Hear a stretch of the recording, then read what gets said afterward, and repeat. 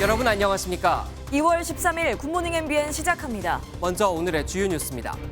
튀르키예와 시리아를 강타한 지진이 일주일째를 맞아 양국의 사망자가 3만 3천 명을 넘어서며 인명피해가 21세기 들어 역대 6번째로 많은 자연재해로 기록됐습니다. 현지에선 필사의 구조작업이 계속되고 있지만 미국 지질조사국은 규모 7.0 이상의 여진이 또다시 덮칠 수 있다고 분석했습니다. 검찰이 김성태 전 쌍방울 회장의 금고지기로 불리는 김모 전 재경총괄본부장에 대해 구속영장을 청구했습니다. 검찰은 김 씨가 김 전 회장이 대북 송금 비용을 조달하는 과정에 관여했던 것으로 보고 수사를 집중할 방침입니다. 김기현, 안철수 의원이 대통령 탄핵 표현을 두고 날선 공방을 이어가는 가운데 오늘 제주에서 열리는 합동연설회를 시작으로 국민의힘 당대표 선거가 본격적으로 막을 올립니다. 민주당은 검찰의 이재명 대표 영장 청구 검토에 대해 기열한 망나니 짓이라며 맹비난하고 대장동과 김건희 여사의 쌍특검 추진을 공식화했습니다. 오늘부터 5살 미만 영유아를 대상으로 코로나19 백신 접종이 시작됩니다. 정부는 영유아가 소아나 청소년보다 중증 사망 위험이 높다며 고위험군에는 백신 접종을 적극 권고한다고 말했습니다. 오늘은 추위 걱정은 없겠지만 전국이 대체로 흐리고 곳곳에 비가 내리겠습니다. 강원 산지와 동해안엔 내일 아침까지 최고 20cm의 폭설이 예상되는데 수도권과 충청, 호남 등 서쪽 지역은 미세먼지 농도가 높아질 전망입니다. 지진으로 삶의 터전이 무너진 튀르키예와 시리아에선 오늘도 절망과 희망이 교차하고 있습니다. 사망자가 벌써 3만 3천 명을 넘어서며 21세기 들어 역대 6번째 참사로 기록되고 있는데요. 여기에 규모 7.0 이상의 여진이 또 덮칠 수도 있다는 암울한 전망까지 나오고 있습니다. 하지만 기적 같은 생환도 이어지면서 구조대는 희망의 끈을 놓지 않고 있습니다. 저 소식 장동건 기자입니다. 튀르키예와 시리아 북서부를 잇는 바브 알하와 국경 통제소. 튀르키예에서 지진으로 숨진 가족의 시신을 인계받아 차에 실습니다. أنا حاليا هلا هون بمعبر باب الهوى بانتظار ابن اخوي وابن اخوي وبنت اخوي الثاني ولسه في عنا تحت الانقاض مرت اخوي وابنه والحمد لله على كل شيء. 지진 발생 일주일째인 현지 시간 12일, 양국의 사망자 수는 3만 3천 명을 넘겼습니다. 3만 1,000명의 사망자를 낸 2003년 이란 대지진을 넘어 21세기 들어 6번째로 많은 인명피해를 낸 겁니다. 유엔은 앞으로 사망자가 지금보다 2배 이상까지 늘어날 것으로 내다봤습니다. I think it's really difficult to estimate, obviously very precisely, because you need to get under the rubble. But I'm sure it'll double or more. WHO도 시리아가 내전 중인 걸 고려해 실제 사망자를 현재 수치보다 높게 잠정 집계했는데 이 추산이 맞으면 양국의 누적 사망자는 4만 명에 육박합니다. 이런 가운데 미국 지질조사국은 규모 7.0 이상의 여진이 또 덮칠 가능성을 무시할 수 없다고 경고했습니다.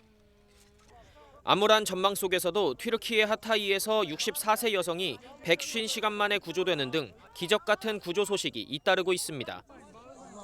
MBN 뉴스 장동건입니다. 건물이 무너진 튀르키예에선 치안도 무너지고 있습니다. 약탈이 기승을 부리자 독일 등 일부 국가는 구조대의 안전을 보장받지 못한다며 철수를 결정했는데요.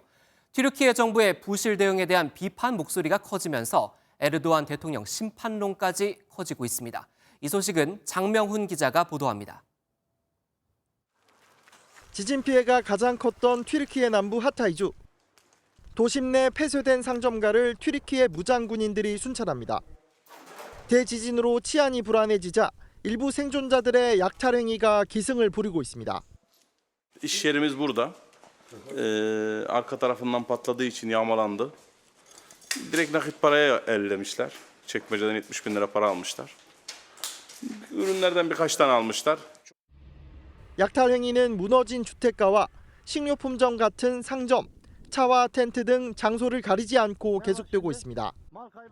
특히 구호 물품 트럭 약탈과 총격전까지 벌어지자 독일과 오스트리아에 이어 이스라엘까지 구조대를 철수했습니다. 커지는 구조 공백에 규모가 작은 도시들의 피해는 더 커지고 있습니다. 진앙지에서 차로 1시간 거리에 있는 지방소 도시 누르아흐 주민들은 제대로 된 구조조차 받지 못했습니다.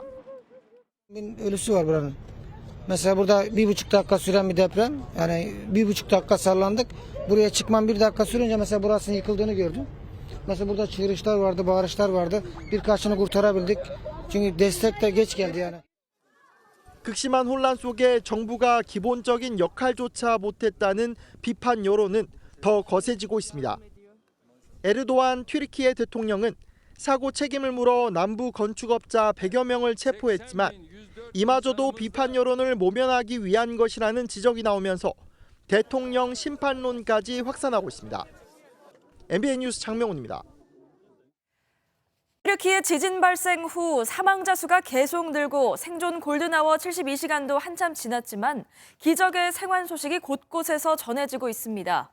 147시간 만에 10살 소녀가 구조되는가 하면 139시간 만에 생후 7개월 된 아기가 구조되기도 했습니다. 김태희 기자의 보도입니다. 콘크리트 잔해 더미 속에서 아기 울음소리가 들립니다. 구조대원이 생후 7개월 된 아이를 발견하고 무사히 꺼내자 지켜보던 이들이 환호성을 지릅니다. 지진 발생 139시간 만입니다. 한 10살 소년도 147시간 만에 들것에 실려 나옵니다. 앞서 지진 발생 136시간 만에 7살 소녀가 구출되기도 했습니다. 강진 후 72시간, 소위 골든타임으로 불리는 기간은 한참 지났지만 곳곳에서 기적의 생還소식이 들려오고 있습니다. 튀르키예 지진 후 급파된 한국 긴급구호대도 안타키아 지역에서 생존자 3명을 추가로 구조했습니다. 현지 시간 11일 오후 2시쯤 튀르키예 구조팀과 함께 65살 여성을 구해냈습니다. 이후 11일 저녁에는 모자 관계인 17살 소년과 51살 여성을 구조했습니다. 한국 긴급구호대가 지난 9일 구조활동을 시작한 후 구조한 생존자는 총 8명입니다. 우리 구조대는 앞으로도 생존자가 있을 것으로 보이는 구역을 중심으로 고강도 탐색과 구조활동을 전개할 계획입니다. 피해 지역 주민들은 아직 많은 생존자가 건물 더미에 묻혀 있다며 구조 인력이 더 투입돼야 한다고 호소하고 있습니다. MBN 뉴스 김태희입니다. 전 세계가 강진 피해가 극심한 튀르키예 지원에 나섰는데요. 우리나라 위성도 튀르키예 상공을 돌며 찍은 영상들을 구호대와 국제기구에 전달하고 있습니다. 최윤영 기자가 보도합니다. 대한민국 국토위성이 찍은 튀르키예 동남부 샨르우루파 지역의 모습입니다. 지진 진앙에서 150km 떨어진 곳, 교민 다수가 사는 곳입니다. 9층 건물은 완전히 무너져 내렸고 공원에는 피난민 텐트가 설치돼 있습니다. 과기정통부의 실용 위성들이 찍은 또 다른 동남부 안타키아 위성 사진. 집들 사이로 보이는 공터는 처참히 부서져 내린 건물 잔해 흙더미입니다. 과기정통부는 우리 위성이 찍은 영상을 지난 7일부터 매일 국제재난재해연합체 차터에 공급하고 있고 국토부도 11일부터 제공하기 시작했습니다. 차터에는 현재 16개국 17개 기관이 가입해 있습니다. 인공위성을 통해서 그 대체 통로를 빨리 발견하고 피해 정도를 구분해서 제한된 고 인력과 자원이 효율적으로 활용될 수 있도록 국토위성 1호는 지난 21년 쏘아올린 것으로 50cm 물체도 식별할 수 있는 고해상도이며 과기정통부의 다목적 실용 위성들은 10년 전부터 지구를 돌며 재난재해 현장을 관측하고 있습니다. MBN 뉴스 최윤영입니다. 정치권 소식으로 넘어갑니다. 국민의힘 전당대회 본경선 레이스가 시작되면서 당권 주자들 사이 설전이 더욱 거세지고 있습니다. 김기현 후보가 대선 욕심이 있는 사람이 대표가 되면 대통령이 탄핵당할 수 있다며 안 후보를 겨냥하자 안철수 후보는 망상이라며 국민께 사과하라고 반발했습니다. 유호정 기자입니다. 김기현 후보는 그제 한 토론회에서 대선 욕심 있는 분은 당대표로 곤란하다며 안철수 후보를 겨냥했습니다. 현재 권력과 미래 권력이 부딪혔을 때 차마 입에 올리기도 쉽지 않은 그런 탄핵이라는 사태까지 우리가 스스로 자초해서 겪었습니다. 그러자 안 후보가 아무리 패배가 겁나도 대통령 탄핵을 운운하는 게 말이 되냐며 국민과 당원에 사과하라고 응수했습니다. 본인이 너무나 지금 조급하고 본인이 너무나 공포에 사로잡혀 있는 것이 아닌가. 국민들께도 그렇고 당원들께도 그렇고 정말로 신뢰되는 발언입니다. 이어 비전 발표회를 통해 당대표가 되더라도 공천에 일절 관여하지 않겠다고 강조했습니다. 기자들과 오찬 간담회에 나선 천하람 후보도 정치엔 금도가 있다며 김 후보 비판에 가세했습니다. 여당의 전당대회에 왜 대통령의 탈당이라느니 대통령의 탄핵이라느니 결코 등장해서는 안 되는 얘기들이 나옵니까? 하지만 김 후보는 안 후보라면 대통령의 칼을 겨눌 수도 있다며 오히려 공세 수위를 높였습니다. 다른 분이라면 몰라도 그동안 탈당과 합당을 수시로 하셨고 또 탄핵을 주도적으로 앞장섰던 분께서 말씀하시니 잘 이해가 되지 않습니다.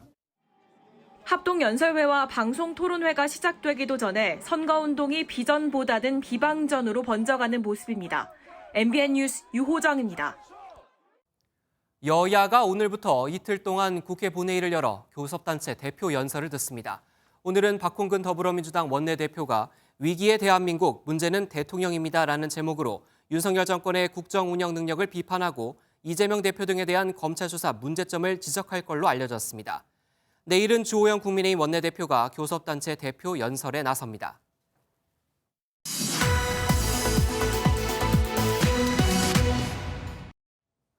국민의힘 전당대회 소식 뉴스 돋보기에서 더 살펴보겠습니다. 김현 기자 나와 있습니다. 어서 오세요.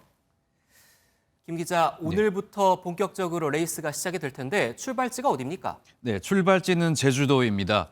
김기현, 안철수, 천하람, 황교안 등 이 당대표 후보들 오늘 오후 2시 제주도에서 첫 핫돔 연설회를 참여를 하고요. 예. 오늘 제주도를 시작으로 내일은 부산, 울산, 경남, 모레는 TV 토론이 예정되어 있습니다. 이번 주 이런 식으로 하루도 쉬지 않고 빡빡한 일정으로 본격적인 이 본경선을 시작하게 됐는데요. 특히 이준석계 후보들을 응원하기 위해서 이준석 전 대표가 직접 제주도의 모습을 드러낼 것이라는 소식도 전해지고 있습니다. 전당대회 분위기가 뜨거워지는 모양새입니다. 이준석 전 대표가 오늘 제주도에 가는 것도 그렇고 본격적인 지원 사격에 나서는 것 같아요.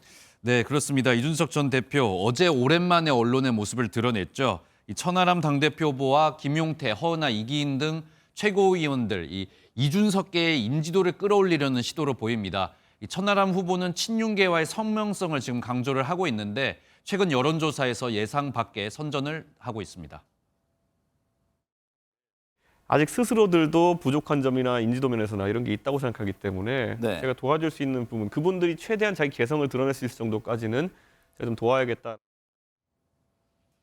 네, 이준석 전 대표는 SNS에 후보들의 이 안무 연습 영상을 공개하기도 했는데요. 저희 기자들에게 재밌는 것 많이 준비했다며 기대감을 높이기도 했습니다. 아무래도 후보들 간의 발언 수위가 좀 높아지고 있고 여기에 이준석 전 대표가 가세를 하면서 선거전이 좀 복잡하게 미묘하게 돌아가고 있는 것 같아요. 네, 그렇습니다. 앞서 보신 것처럼 양강구도를 형성한 김기현, 안철수 후보가 서로를 지금 비판을 하고 있습니다. 네. 안철수 후보가 당대표가 되면 윤석열 대통령이 탄핵당할 수 있다. 이렇게 이야기한 김기현 후보의 말이 불씨가 됐는데요. 안철수가 그렇게 두렵냐며 김기현 후보를 비판했고요. 여기에 이준석 대표도 참석을 했습니다. 이준석 전 대표, 김기현 후보를 겨냥을 해서 박근혜 전 대통령 탄핵 당시에 김기현 후보가 앞장서지 않았냐 이렇게 이야기를 하면서 물고 물리는 공격을 이어가고 있습니다. 예, 그런데 이 전 대표가 안철수 후보에게도 날을 세웠다면서요? 네, 그렇습니다. 안철수 후보가 이준석계 후보들을 향해서 지금 말로만 개혁 후보들이다 이렇게 공격을 했는데요. 이 전 대표 가만히 있지 않고 안철수 후보를 겨냥을 했습니다. 안철수 후보가 과거 이 바른미래당이나 새정치민주연합 시절에 이 공천으로 당내 분란을 일으킨 사람 아니냐 이렇게 비판을 했는데요. 후보들 간의 이 공격이 지금 이어지고 있는 상황입니다. 네, 더불어민주당 상황도 한번 살펴보겠습니다. 특검 주장 목소리에 무게가 좀 더 실리는 것 같아요. 네, 그렇습니다. 민주당 이재명 대표에 대해서 검찰이 3차례 소환 조사를 했는데 아무런 물증을 제시하지 못하고 있다 이렇게 목소리를 높였습니다. 이러고도 구속영장을 청구한다면 차무니 터무니없고 비열한 이 망나니 짓이라고 비판했습니다. 검찰에서 어떻게 할지는 또 이번 주를 지켜봐야 되겠습니다만 만약에 이런 상황에서 검찰이 영장을 청구한다는 거는 진짜 막가자는 거죠. 네, 또 곽상도 전 의원과 도이치모터스 주가 조작 의혹 사건 판결을 거론하면서요. 대장동 특검과 김건희 특검, 이 쌍특검을 재차 주장을 했습니다. 여기에 대해서 여당은 이 생떼 특검이라고 평가절하하면서 민주당이 70년간 쌓아온 민주주의 때려 부수고 있다 강력히 성토하는 모습입니다. 가능성을 한번 짚어보죠. 특검 진행이 현실적으로 가능한가요? 네, 두 가지 조금 다르게 봐야 할 것 같은데요. 두 가지 모두 정부 여당을 겨냥한 특검이지만 상황은 조금 다릅니다. 일단 네. 여당 소속 김도 법사위원장이 있기 때문에 법사위 통과하려면 이 두 특검 모두 법사위 통과는 좀 어려워 보이고 곧바로 이제 본회의에 올라가는 패스트트랙이 필요한 상황입니다. 그렇군요. 일단 정의당이 그래서 핵심인데 이 패스트트랙 사용하려면 180석 이상이 있어야 되는데 민주당이 169석으로 단독으로는 어려운 상황이거든요. 네. 정의당 일단은 이 곽상도 50억 판결에 대해서는 결과가 상식 바뀌다. 대장동 특검 이렇게 추진할 수 있다. 일단은 동력은 얻은 상태입니다. 특권층에게만 향하면 무뎌지는 검찰의 수사와 사법부의 판단에 국민의 분노가 하늘을 찌르고 있습니다. 네, 대장동 특검에 정의당이 찬성을 했지만 반면 김건희 여사 특검에 대해서는 정의당이 일단 좀 수사 결과를 지켜봐야 한다면서 신중론을 펼치고 있어서요. 시간이 걸릴 것 같습니다. 조금. 네, 그렇군요. 캐스팅 보트를 지금 정의당이 쥐고 있는 상황이 된 것 같아요. 정의당도 함께 하겠다고 있는 이 곽상도 특검, 이번 판결을 두고 아무래도 후폭풍이겠죠. 네, 그렇습니다. 이 야당뿐 아니라 여당 내에서도 지금 곽상도 전 의원의 판결을 받아들이기 어렵다 이런 지적이 나오고 있습니다. 홍준표 대구시장 같은 경우에는 자신의 SNS에 30대 초반 아들이 50억 퇴직금을 받은 게 아들을 보고 줬겠냐 이렇게 주장을 하면서요. 박근혜 전 대통령에게 적용했던 경제공동체 이론은 적용할 수 없었냐 이렇게 지적을 했습니다. 또 초보적인 상식도 해소 못하는 이 수사와 재판을 보면 국민들이 납득하겠냐. 요즘 판검사가 셀러리맨이 된 것 같아서 보기 딱하다 이렇게 말을 했는데요. 네. 이 재판 결과를 두고 국민적 공분이 일자 검찰은 즉각 항소 의지를 밝히고 인력을 좀 추가 투입하기로 했습니다. 송경호 서울중앙지검장, 기존 3명이던 검사를 더 늘리도록 주문한 것으로 전해졌는데요. 검찰은 곽 전 의원 부자가 경제적 공동체였음을 입증하는 데 주력할 것으로 보입니다. 송경호 지검장은 이번 주 곽 전 의원의 재판을 담당했던 기존 수사팀을 불러와서 그동안의 수사 경과를 보고받기로 했습니다. 네, 공소 유지하던 검사가 3명밖에 없었다고 하는데 국민들이 납득할 수 있는 결과가 항소심에서는 좀 나오기를 기대를 해보겠습니다. 뉴스 돋보기 여기까지 듣겠습니다. 김현 기자였습니다. 윤석열 대통령이 지난주 MZ세대 공무원들과 만난 자리에서 산업 현장의 불법들이 판을 치게 놔두면 그게 정부고 국가인가라고 말한 사실이 추가로 공개됐습니다. 윤 대통령은 같은 근로자 간의 임금이 몇 배나 차이가 나는 건 정상적이지 않다며 노동시장의 이중구조 문제도 지적했습니다. 원중희 기자입니다. 윤석열 대통령은 지난 7일 공무원 150여 명과 만난 자리에서 노동개혁의 가장 중요한 분야는 법치라고 강조했습니다. 특히 노조 자녀 우선 채용 등 산업 현장의 불법 행위를 지적하며 국가가 이를 방치하지 않겠다고 말했습니다. 압박과 폭력 이런 거에 터잡은 이런 불법들이 판치게 놔두면은 그게 정부고 그게 국가입니까? 윤 대통령은 같은 근로자 간의 임금이 몇 배나 차이가 나는 사회는 정상적인 사회가 아니라며 노동시장 이중구조 문제도 지적했습니다. 대통령실은 문제의 원인을 기득권 노조 때문으로 진단하고 이로 인해 청년층은 임금 체계나 근로 여건이 열악한 비정규직으로 내몰리고 있다고 강조해왔습니다. 이 자리에는 1980년대 초부터 2000년대 초 사이에 태어난 이른바 MZ세대 공무원이 절반가량 참여했는데 이들에게 노동개혁의 당위성을 강조하려는 의도로 읽힙니다. 대통령실은 이 같은 내용을 MZ세대를 겨냥한 짧은 동영상 컨텐츠로 제작해 공개했습니다. 대통령실은 윤 대통령이 공무원들과 요리에 관해 질문을 주고받는 모습도 공개하며 격이 없는 소통 이미지를 강조했습니다. MBN 뉴스 원중입니다. 장혜선 앵커, 주말에 비교적 날이 좀 따뜻했죠? 네, 오늘도 평년보다 포근한 날씨가 이어진다고 하더라고요. 또 영동을 중심으로는 눈도 많이 내린다는데요. 김다영 캐스터, 오늘 날씨 알려주세요. 네, 한 주의 시작인 오늘도 추위 걱정은 없겠습니다. 현재 서울의 기온 영상 4.7도로 어제 아침보다 6도가량 높게 출발하고 있고요.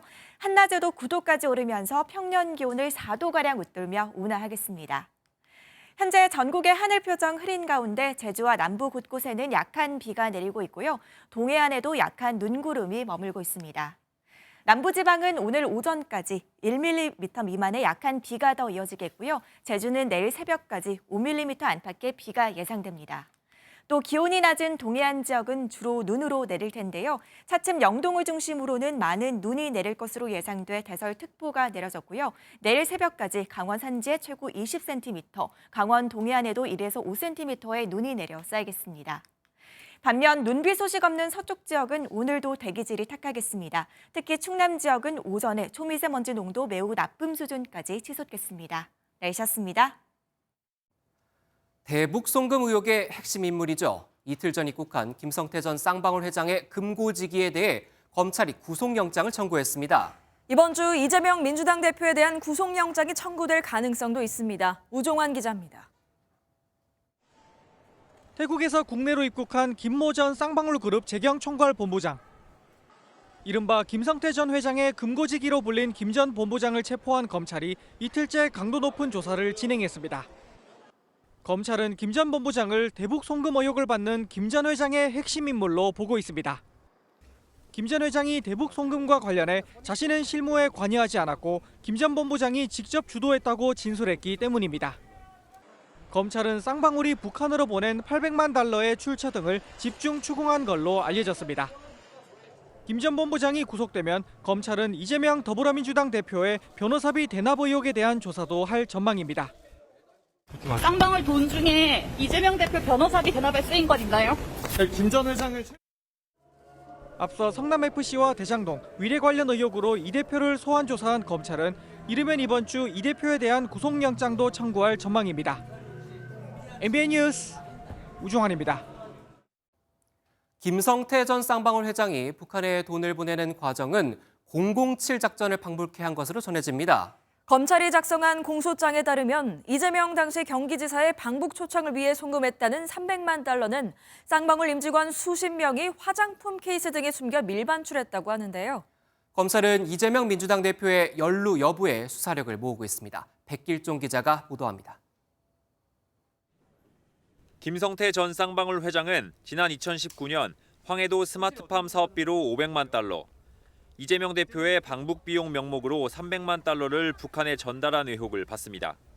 검찰은 이 대표의 측근인 이화영 전 경기도 평화부지사가 대납을 요구했고 김 전 회장이 쌍방울의 회사 돈으로 이를 지불한 것으로 보고 있습니다.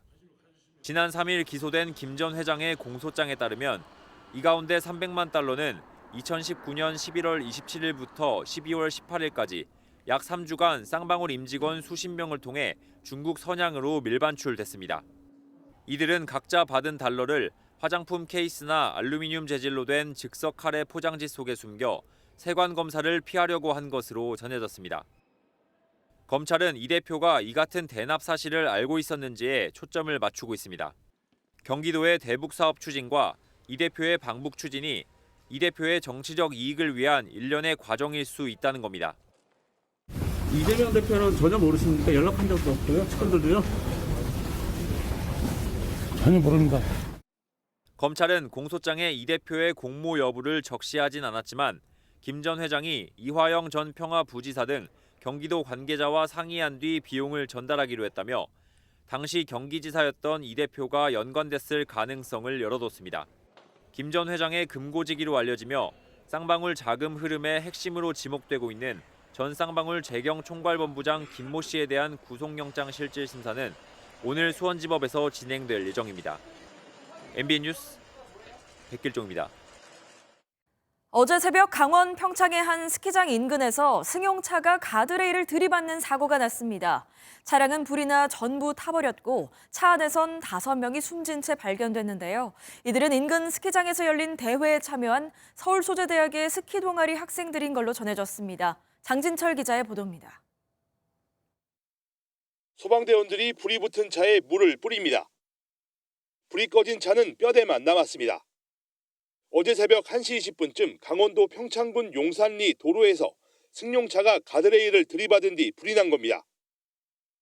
사고가 난 현장입니다. 차량은 쭉 뻗은 내리막길을 달리다 그대로 다리 난간을 부딪힌 뒤 불이 난 것으로 추정됩니다. 출동한 소방대원들이 20여 분 만에 불을 껐는데 차 안에서 성인 5명이 숨진 채 발견됐습니다. 거의 이제 완전될 때쯤 안에 사람이 이제 있는 걸로 이제 확인이 되고 불을 다 끈 다음에 가석분을 이제 확인을 했습니다. 그제 평창의 한 스키장에서 전국 대학생들이 참가하는 스키대회가 있었고 이후 100여 명이 인근 식당에 모여 회식을 한 것으로 알려졌습니다. 경찰은 숨진 학생들이 대회에 참가한 서울 소재 대학의 스키 동아리에 속한 남학생 4명과 여학생 1명으로 추정하고 있습니다. 사고 당시 노면은 건조했고 도로에는 브레이크를 잡으면 생기는 스키드 마크도 없었습니다. 일반으로는 잘 안 되는데 근데 2차로 가보니까 속도는 좀 있긴 있는데 경찰은 이들이 사고 충격으로 정신을 잃어 차에서 빠져나오지 못한 것으로 보고 정확한 사고 원인을 파악하기 위해 국과수에 부검을 의뢰했습니다. MBN 뉴스 장진철입니다. 어제 새벽 서울에선 데이트 폭행 신고를 했다는 이유로 앙심을 품고 옛 연인을 찾아가 납치한 남성이 경찰에 붙잡혔습니다. 이 남성은 경찰 조사 과정에서 피해 여성과 필로폰을 투약했다고도 자백했습니다. 보도에 이혁재 기자입니다. 서울 관악구의 한 거리입니다. 헉하는 여자 목소리와 함께 신고 전화가 끊어진 시각은 같은 날 새벽 2시쯤. 1시간여 뒤 경찰은 이곳에서 한 여성을 차에 태워 납치한 남성 2명을 검거했습니다.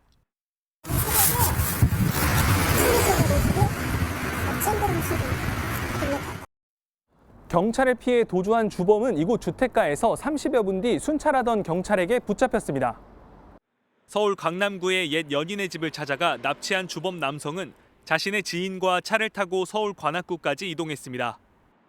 과거 자신을 데이트 폭행으로 신고한 것에 앙심을 품은 남성이 피해 여성을 강제로 차에 태워 납치 행각을 벌인 겁니다. 남성은 여성이 데이트 폭력을 신고하고 경찰에 지급받아 차고 있던 스마트워치를 가위로 잘라 인근 화단에 버리기까지 했습니다. 체포 과정에서 남성은 여성과 함께 필로폰을 투약했다고 자백했고 실제 간이검사 결과 2사람 모두 양성이 나왔습니다. 경찰은 납치 사건과 관련해 남성에 대해 구속영장 신청을 검토하는 한편 마약 투약 여부에 대해서도 수사를 이어갈 방침입니다. MBN 뉴스 이혁재입니다. 부산의 한 아파트 수영장에서 수영 강습을 받던 4살 어린이가 물에 빠져 뇌사 상태입니다. 저희 취재진이 사고를 당한 아이의 어머니를 어렵게 만났는데요. 사고가 났을 때 다른 어린이가 강사에게 구조 요청을 했지만 강사는 장난인 줄 알고 넘어갔다고 합니다. 심지어 당시 수영장에서 강습을 받던 사람은 단 3명밖에 없었습니다. 안진호 기자가 현장 취재했습니다.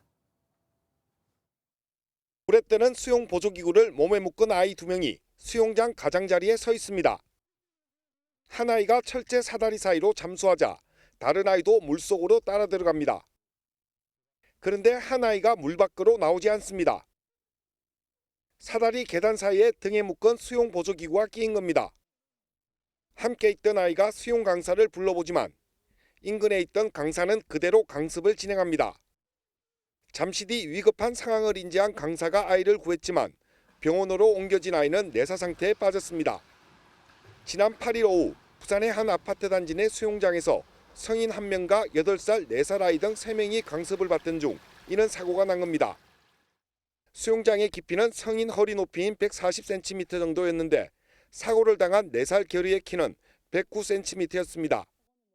옆에 있던 형아가 선생님을 손을 뻗어서 불렀는데도 선생님께서 아이를 이렇게 응시를 하시고도 아이를 구하시지 않아서 이건 말이 안 되는 상황이라 여쭤봤더니 장난치는 줄 알아서 그냥 넘어가셨다고 말씀을 하셨고. 맞벌이를 하는 아이 부모는 안전을 위해 돌보미까지 함께 수영장에 보냈지만 이런 사고를 당하자 말을 잇지 못합니다. 아이가 자가호흡이 안 되는 상황이라 병원에서는 장기 이식 권유받고 월요일에는 호흡기 제거하자는 저는 아직 아이를 손을 놓을 수가 없어서 결의가 사고를 당한 날은 어린이집 졸업식 하루 전이었습니다.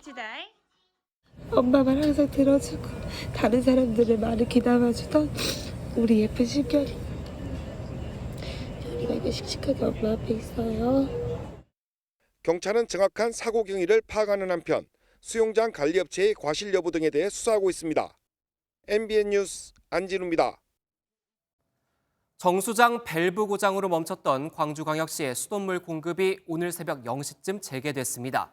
광주시 상수도 사업본부는 어제 오후 6시쯤 덕남 정수장의 물을 배수지로 보내는 유출 밸브의 복구 작업을 마쳤다고 밝혔습니다. 다만 정수장에서 가정까지 물을 보내는 시간으로 인해 수돗물 정상 공급까지 6시간이 걸렸다고 설명했습니다. 이번 유출 밸브 고장으로 어제 오후 1시부터 광주 서구와 남구, 광산구 일대 5만 5천 가구에 단수 조치가 내려져 주민 20만 명이 불편을 겪었습니다. 어제 오후 4시 반쯤 승객 285명을 태우고 일본 나리타 공항을 출발해 인천국제공항으로 향하던 아시아나 항공기가 회항했습니다. 아시아나 항공은 유압 계통에 이상이 생겼다는 신호가 확인돼 1시간 20여 분 만에 나리타 공항으로 회항했다고 밝혔습니다. 아시아나 항공은 이후 대체 항공편을 마련해 승객 불편을 최소화했다고 설명했습니다.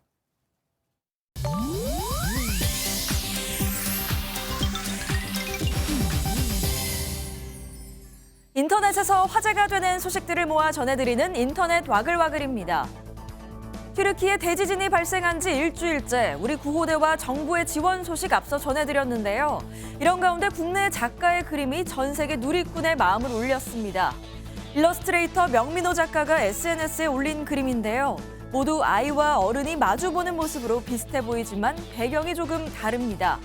한쪽은 한국전쟁 당시 전쟁 고아를 돌보는 튀르키예 군인이고요. 다른 쪽은 최근 튀르키예에서 아이를 돕고 있는 한국 긴급구호대의 모습입니다.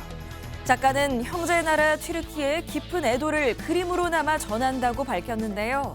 튀르키예 현지 매체까지 이 그림을 조명했고 튀르키예 누리꾼들도 댓글로 감사를 표하고 있다고요. 시대는 달라도 생명을 위한 따뜻한 손길은 변함없다는 걸 다시 한번 느끼게 되네요. 팝스타 샘 스미스가 한 시상식에 입고 나온 파격적인 의상을 두고 갑론을박이 벌어지고 있습니다. 지난 11일 영국 최고 권위의 대중음악 시상식 브릿 어워즈 2023에서 샘 스미스는 검정색의 유광 라텍스 의상을 입고 나왔는데요. 두 어깨와 허벅지가 유독 강조된 의상은 모두의 시선을 강탈하기에 충분했습니다.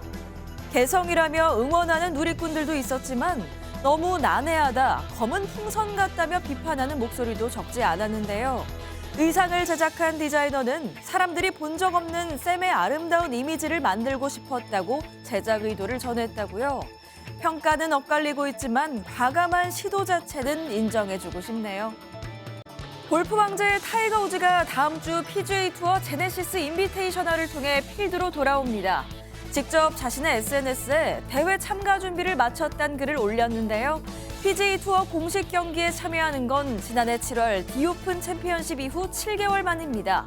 지난 2021년 2월 이 대회를 마친 후 차가 전복되는 사고로 큰 부상을 입었던 그는 1년 넘는 재활을 거쳐 지난 4월 복귀했지만 이전의 기량을 온전히 회복하진 못한 모습이었는데요. 직접 자신감 넘치는 복귀 소식을 알린 만큼 이번 대회에서는 어떤 경기력을 보여줄지 팬과 동료 등 골프계의 이목이 집중되고 있습니다. 인터넷 와글와글이었습니다. 한미일 외교 차관 만남을 위해 워싱턴을 방문한 조현동 외교부 1차관이 일본과 강제징용 배상 문제를 중점적으로 다툴 것이라고 밝혔습니다. 하지만 이달 말 독일에서 열리는 한일 외교장관 회동까진 결론이 나기 어려울 것으로 전망했습니다. 워싱턴에서 최중락 특파원입니다.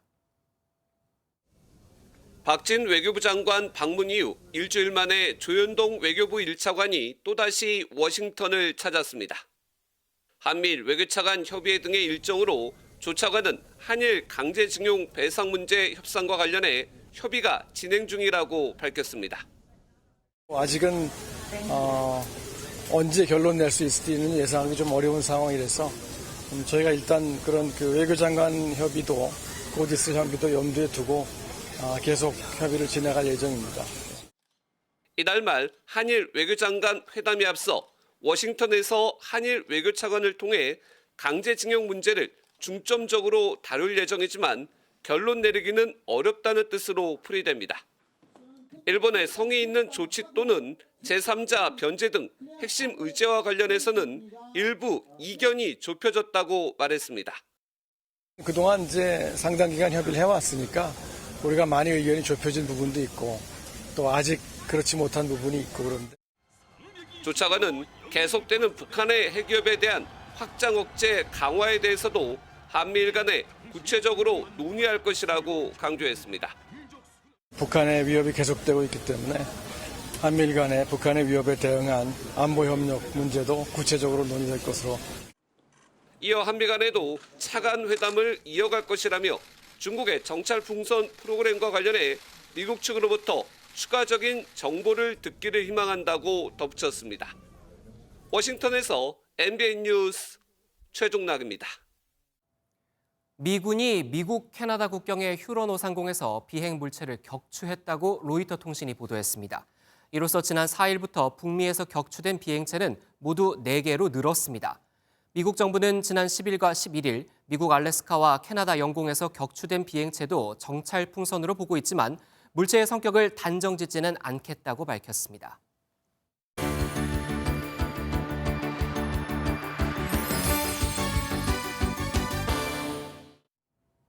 굿모닝 월드입니다. 남미 볼리비아 오루로가 카니발로 들썩이고 있습니다. 1905년부터 시작된 오랜 전통의 카니발인데요. 해발 3,500m 고원에 있는 오루로 마을로 가보시죠. 볼리비아 국기를 본떠 빨강, 노랑, 초록색 의상을 입은 5,000명의 음악가들. 흥겨운 악기 연주에 루이스 아르세 대통령도 춤을 추며 축제를 즐깁니다. 이곳 오루로는 전통적인 광산 도시인 만큼 광부들의 수호 성녀로 알려진 소카본 성모의 성역 앞에서 축제가 시작됐는데요. 남미 3대 축제이자 2001년 유네스코 세계유산으로 등재된 오루로 카니발은 토착민의 의뢰에서 유래해 안데스 문화의 정수를 담고 있습니다. 계속되는 축제에선 다채로운 의상을 입은 춤꾼들이 거리 행진에 나선다네요. 스페인의 한 과수원에 아몬드 꽃이 개화했습니다. 전통적으로 아몬드 꽃은 봄이 다가오고 있다는 반가운 신호인데요. 그런데 이렇게 예쁜 꽃을 바라보는 농부의 마음은 심란하기만 합니다. 흐드러지게 핀 아몬드꽃. 활짝 핀 하얀 꽃잎이 정말 아름다운데요. 봄을 알리는 아몬드꽃이 지구온난화로 인해 개화 시기가 평년보다 한 달이나 앞당겨졌습니다.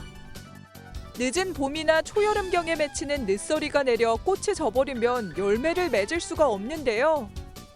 아몬드 나무가 늦서리로 피해를 입으면 꿀벌들도 생존이 어려워집니다. 스페인은 세계에서 2번째로 큰 아몬드 생산국으로 아몬드 수확량이 줄어들면 경제에도 치명적인데요. 지구온난화로 지구 구석구석에서 비상등이 켜지고 있습니다. 북마케도니아의 한 카페에서 튀르키예와 시리아의 지진 피해자를 한 명이라도 더 살리기 위한 특별한 기부를 시작했습니다. 커피 한 잔 값이지만 이런 마음들이 모여 큰 힘이 되길 바랍니다. 손님들이 자리를 잡더니 무언가에 열중한 듯 휴대전화를 만지는데요. 곧 기부가 완료됐다는 문자 메시지가 오고 점원이 커피를 내옵니다. 튀르키예와 시리아 지진 피해자를 돕기 위해 적십자사에 기부하는 손님들에게 커피를 무료로 제공하는 카페. 북마케도니아의 수도 스코페에선 1963년 규모 6.9의 지진으로 수천 명이 목숨을 잃었는데요. 지진 이야기를 듣고 자란 카페 주인은 이번 튀르키예와 시리아 지진을 보고 이 아이디어가 떠올랐습니다. 지진 피해자들에게 힘이 닿길 바랍니다. 굿모닝 월드였습니다. 코로나19 신규 확진자 수가 감소세를 보이는 가운데 오늘부터 5살 미만 아이들을 대상으로 코로나19 백신 접종이 시작됩니다. 방역당국은 기저질환이 있는 고위험군 영유아들의 접종을 적극적으로 권고했습니다. 유승우 기자가 보도합니다. 오늘부터 만 6개월부터 4세 사이 영유아를 대상으로 코로나19 백신의 당일 접종이 시작됩니다. 각각 8주 간격으로 총 3회 접종으로 이뤄진 이번 접종에는 미국과 일본, 캐나다 등 다른 나라에서도 사용하는 영유아용 화이자 백신이 사용됩니다. 코로나19 접종과 별도로 결핵이나 B형 간염, 인플루엔자 등 다른 국가 예방 접종은 동시에 가능합니다. 앞서 지난달 30일부터 이어진 코로나19 백신 영유아 접종 사전 예약 대상자는 오는 20일부터 접종할 수 있습니다. 신규 확진의 감소세에도 영유아 접종을 시작하는 이유는 상대적으로 위험도가 높기 때문. 4세 이하의 코로나19 확진 10만 명당 누적 치명률은 1.49명으로 다른 소아 청소년 연령대에 비해 훨씬 높습니다. 방역당국은 특히 기저질환이 있는 고위험군 영유아는 주치의와 상의해 접종에 참여해달라고 당부했습니다. 예진표 작성과 이상 반응 감시, 안정성을 위해 보호자는 반드시 병원에 함께 방문해야 합니다. 영유아 접종이 시행되는 지정위탁 의료기관 840여 곳은 코로나19 예방접종 누리집을 통해 확인할 수 있습니다. MBN 뉴스 유승호입니다.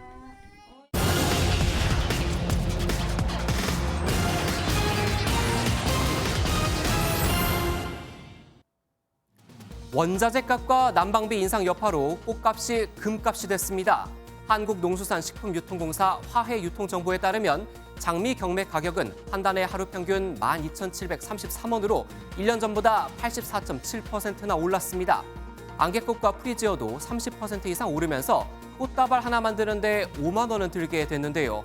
졸업식과 입학식을 앞둔 학부모들과 내일 밸런타인데이를 보내는 연인들의 호주머니 사정이 안 좋아질 것 같습니다.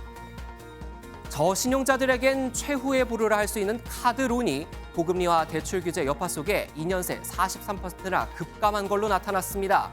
금융감독원에 따르면 신한카드 등 7개 전업카드회사의 개인 신용평점 700점 이하 저신용자 카드론 신규 취급액은 2021년 1분기 3조 4,814억 원에서 지난해 4분기 1조 9,749억 원으로 대폭 줄었는데요.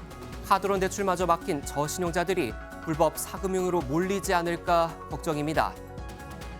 고금리 시대 은행을 떠난 퇴직자들은 수억 원씩 두둑이 챙겨갔습니다.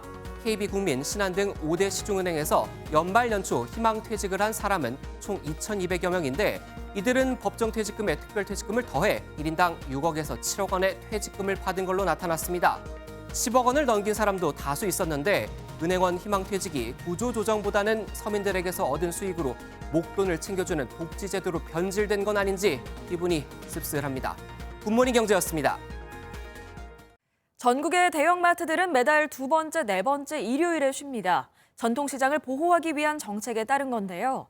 그런데 대구 지역 마트가 2월 두 번째 일요일인 어제 문을 열었고 대신 월요일인 오늘 영업을 하지 않기로 했습니다. 이런 변화가 전국적으로 퍼질지 관심인데 당장 시민들은 긍정적이지만 재래시장 상인들과 마트 노동자들은 반발하고 있습니다. 김세희 기자가 취재했습니다. 대구의 한 대형마트 문 앞에 붙여진 안내판. 휴무일이 이제는 일요일이 아니라 월요일로 옮겨진다는 내용입니다. 대구시가 전국특별시와 광역시 중 처음으로 조례를 변경해 마트 휴업일을 평일로 바꾼 겁니다. 유통산업발전법에 따라 매월 두 차례 일요일 휴업을 했던 2012년 이후 11년 만입니다. 소비자들은 일요일에 마트를 찾을 수 있게 돼 반가워합니다. 마트 올 때마다 이제 쉬는지 안 쉬는지 인터넷으로 봐야 되고 헛걸음할 때도 많았는데 이제 무조건 마트가 여니까 좋은 것 같아요. 하지만 대형마트의 휴무로 잠시 숨을 돌렸던 재래시장 상인들은 벌써 걱정이 앞섭니다. 전통시장에 이제 사람들이 많이 안 오니까 장사에 지장이 많죠, 저희는. 오늘도 당장 지금 사람이 진짜 많이 없어요. 그건 한 50% 가까이 줄은 것 같은데요. 마트 노동자의 건강권과 휴식권 보장을 주장하는 노조 역시 반발이 큽니다. 지난 10일에는 대구시가 이해 당사자인 노동자를 철저하게 배제했다며 법원에 집행정지 가처분 신청을 내기도 했습니다. 일요일에 가족들과 여행을 가고 소풍을 갈 수 있는 권리마저 박탈당하는 마트 노동자들이 의무 휴업일 변경에 이해 당사자가 아니면 누가 이해 당사자란 말인가? 찬성과 반대가 혼재한 가운데 대구에서 시작한 휴무일 변경이 전국적으로 어떤 영향을 미칠지 귀추가 주목됩니다. MBN 뉴스 김세희입니다.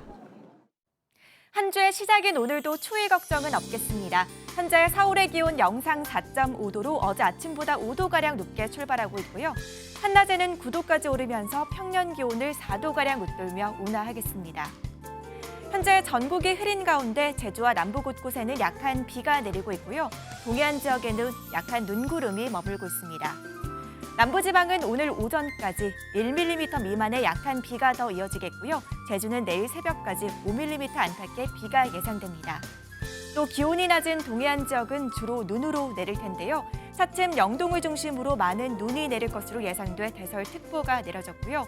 내일 새벽까지 강원 산지에 최고 20cm, 강원 동해안에도 1에서 5cm의 눈이 내려 쌓이겠습니다. 오늘 종일 전국 하늘에는 구름이 많이 끼겠고요. 세종과 충남, 전북은 대기질이 탁하겠습니다. 이 시각 현재 기온 보겠습니다. 춘천 4.4도, 대전은 5.6도 등 전국이 영상권을 보이고 있고요. 한낮에도 대부분 10도 안팎까지 오르면서 온화하겠습니다. 동해안 지역은 내일 밤부터 모레 오후 사이 또 많은 눈이 내리겠고요. 당분간 일교차 큰 날씨가 이어지겠습니다. 요즘처럼 일교차 큰 날씨에는 면역력이 떨어지기 쉬운데요. 이럴 때는 싱싱하고 영양소가 풍부한 제철 음식을 섭취하는 게 좋습니다. 먼저 2월 대표적인 제철 음식으로는 꼬막이 있는데요. 꼬막에는 풍부한 단백질과 필수 아미노산이 들어있어서 어린이 성장 발육에 도움을 주고요. 타우린이 함유돼 있어서 간 기능 개선과 피로 회복에도 좋다고 합니다. 또 2월 제철 과일로 딸기를 빼놓을 수 없죠. 딸기에는 비타민 C가 풍부해서 신진대사를 촉진시켜주고요. 특히 딸기는 우유 등 유제품과 함께 먹으면 칼슘과 철분의 흡수를 높여준다고 합니다. 지금까지 날씨와 생활정보였습니다. 월요일 아침 굿모닝 MBN 마칩니다. 함께해 주신 여러분 고맙습니다.